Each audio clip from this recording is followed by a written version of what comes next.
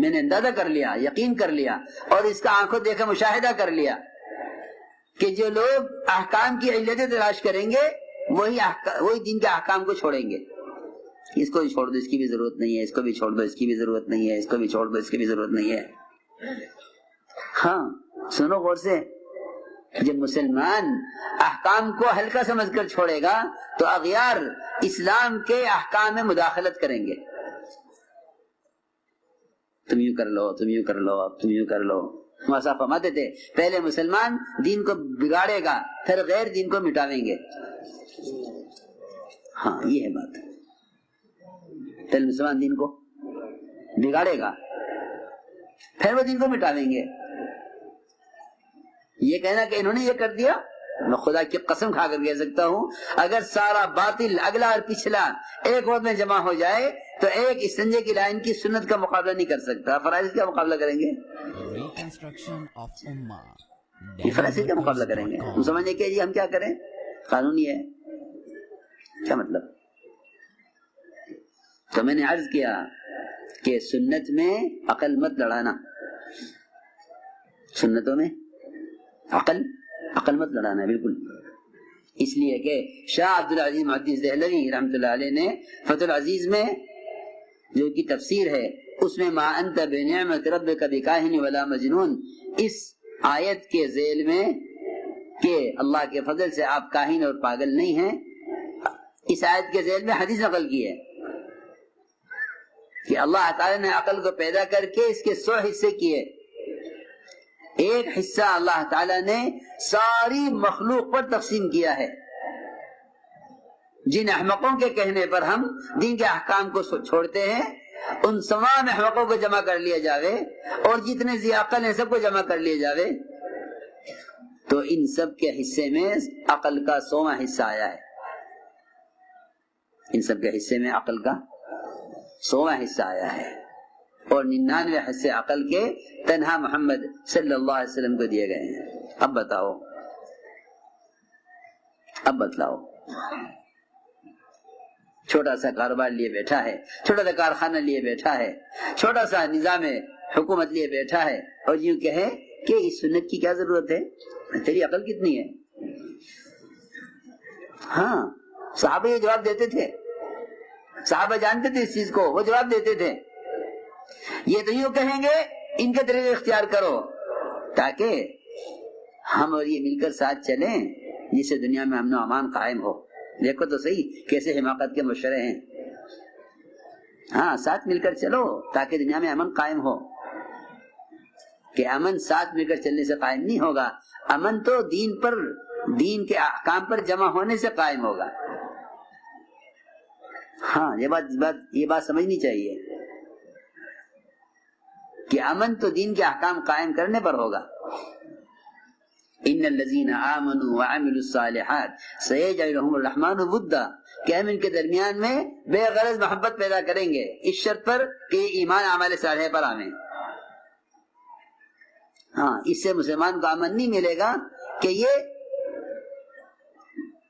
غیروں سے دین کے احکام پر سمجھوتا کر لے. اس سے خدا کی قسم امن نہیں بلکہ سب سے بڑا فساد کا سبب یہی ہے کہ آؤ سمجھوتا کر لیتے ہیں، تم 2 بات ہماری مان لو، ہم 2 بات تمہاری مان لیں، اس طرح مل جل کے چلو. نہیں، یہ ممکن نہیں ہے، یہ ممکن نہیں ہے.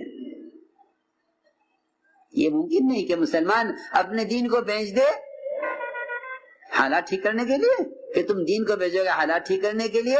اللہ حالات اور بدتر کریں گے، اور بدتر کریں گے. اسی لیے فرمایا کہ اگر تمہیں اغیار سے امید اپنے حالات کے بدلنے کی ہے تو جو ہم لائیں گے اس کے بعد وہ اس سے بدتر لاویں گے تمہارے خلاف. پکی بات ہے، کیونکہ تم نے دین کا سمجھوتا کیا ہے غیروں کے ساتھ.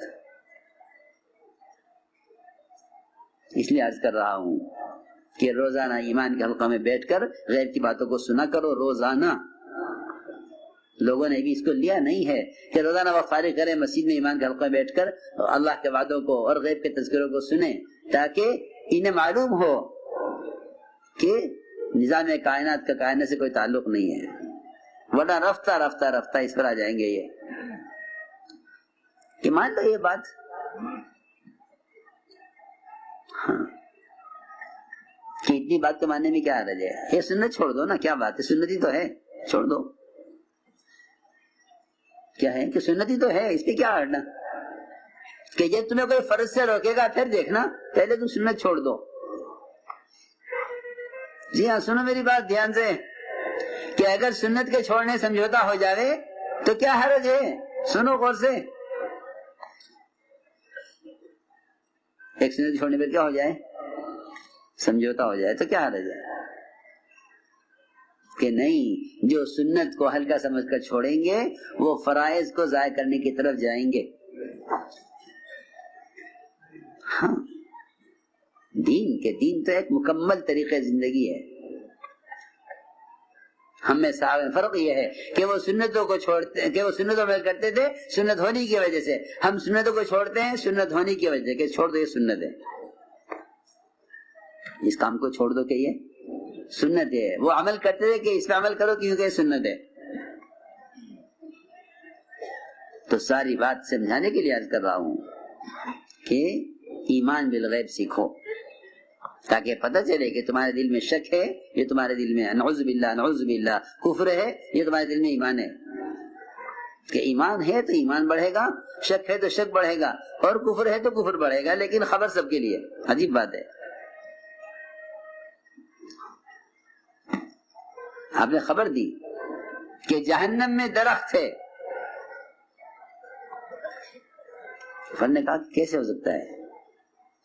اگر جہنم میں درخت کی خبر نہ دیں، اگر جہنم میں درخت کی خبر نہ دیں تو کافر جہنم کا انکار کیسے کریں گے؟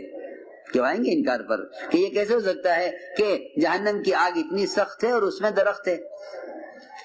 ہاں، اس میں درخت کون مانے گا؟ کیوں؟ اس لیے کہ درخت تو آگ میں جلے گا، یہ عقل کہہ رہی ہے۔ میں کچھ سمجھانا چاہتا ہوں کہ اگر نبی کی طرف سے آنے والی خبریں حالات کے، ظاہر کے، انسانی عقلوں کے مطابق ہوں تو پھر نبی کو نبی ماننا کون سا کمال ہے، اور غیب کی باتوں پر ایمان لانا کون سا کمال ہے؟ کہ ہاں ایسا ہو سکتا ہے، ایسا ہو سکتا ہے کہ دیکھیں یہ جہنم کو یقینی مانتے ہیں یا نہیں کہ جہنم میں ایک درخت ہے؟ یہاں اس کو اللہ نے فرمایا فی القرآن کہ جہنم میں ایک درخت ہے، وہ درخت زقوم۔ تو یہ زقوم کا اقرار کرتے ہیں یا جہنم کا انکار کرتے ہیں؟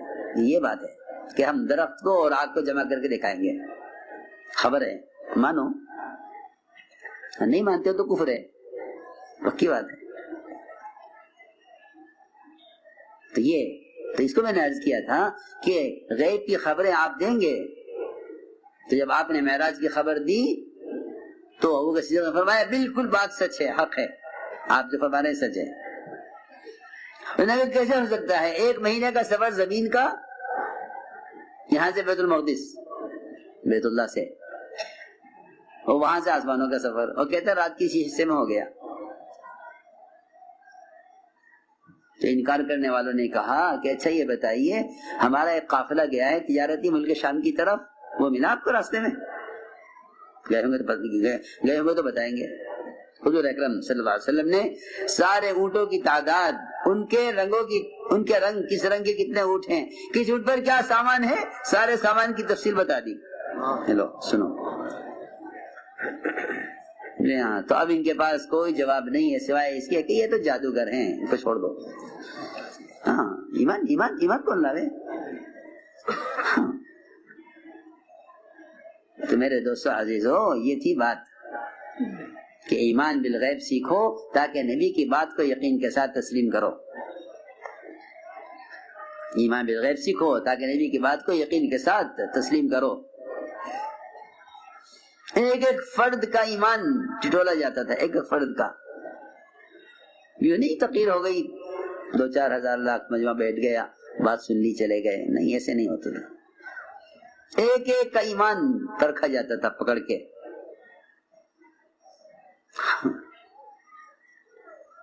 ایمان پرکھا جاتا تھا ان ایسے حالات سے۔ حضور اکرم صلی اللہ علیہ وسلم نے ایک دیہاتی سے گھوڑا خریدا. یہ سخت امتحان ہے ایمان کا، جاننے کے لیے کہ ہماری بات پر ہمارے صحابی کو کتنا یقین ہے، ہماری بات پر مومن کو کتنا یقین ہے. اس امتحان کے لیے ایک واقعہ پیش آیا. گھوڑا خریدا دیہاتی سے، کتنے کا کہ اتنے کا ہے. آپ نے فرمایا کہ ٹھیک ہے میں قیمت دیتا ہوں، آؤ میرے ساتھ. معاملہ ہو گیا، گھوڑا آپ نے خرید لیا، بات ہو گئی، زبان دے دی اس نے. چلے آپ آگے بڑھے جلدی پیسہ دینے کے لیے. پیچھے لوگ ملے، گھوڑے والے سے کہا گھوڑا بیچو گے؟ اس نے گھوڑے والے نے یہ نہیں کہا کہ بک چکا ہے، اس کو قیمت زیادہ ملنے لگی تو بات کر لی دوسروں سے اور آواز دے گا کہ اے محمد صلی اللہ علیہ وسلم آپ گھوڑا خریدیں گے ان کو بیچ دوں؟ فرمایا میں تو خرید چکا ہوں تم سے. اس نے کہا خدا کی قسم میں نے آپ کو نہیں بیچا، میری آپ کی ابھی کوئی بات نہیں ہوئی. کیونکہ اس کو قیمت زیادہ مل رہی تھی دوسروں سے. فرمایا میں تو لے چکا ہوں. اس نے کہا نہیں میں نے آپ کو نہیں بیچا. بعد میں کہا میں لے چکا ہوں. اس نے کہا میں نے آپ کو نہیں بیچا. گھوڑے والے نے کہا ٹھیک ہے اگر آپ نے خریدا ہے تو آپ گواہ لائیے، اور گواہ کوئی تھا نہیں، دو کے درمیان بات ہوئی صرف. ابھی آپ کی بات چل رہی تھی اس سے، اتنے میں حضرت خدیجہ بن ثابت رضی اللہ تعالیٰ وہاں سے گزر رہے تھے. دیکھا کہ گھوڑے والا کہتا ہے آپ سے گواہ لائیے. آگے بڑھے، آگے بڑھ کر کہا میں گواہی دیتا ہوں، میں گواہی دیتا ہوں. گواہی تو وہ دے گا جو موقع پر موجود ہو، گواہی تو وہ دے گا جو موقع پر موجود ہو. ہم اب 1400 سال 1500 سال کے بعد محمد صلی اللہ علیہ وسلم کی ایک خبر کے بارے میں سوچتے ہیں کہ خبر نہیں کیا ہوگا، خبر نہیں کیا ہوگا، خبر نہیں کیا ہوگا. جس طرح آپ کی بات اس دن یقینی تھی، آپ جو خبریں لائے ہیں خدا کی قسم وہ آج بھی اسی طرح یقینی ہے جیسے اس دن یقینی تھی. صحابہ کرام آپ کی سنی ہوئی خبروں کو اور آپ کی طرف سے ملنے والی اطلاعات کو اتنے یقین کے ساتھ اس کے منتظر ہوتے تھے، اتنے یقین کے ساتھ منتظر ہوتے تھے کہ کیا رات سونے والے کو صبح کے سورج کے نکلنے کا یقین ہوگا جو صحابی کو اس بات کے پیش آنے کا یقین ہوتا تھا جو آپ نے فرمائی ہے.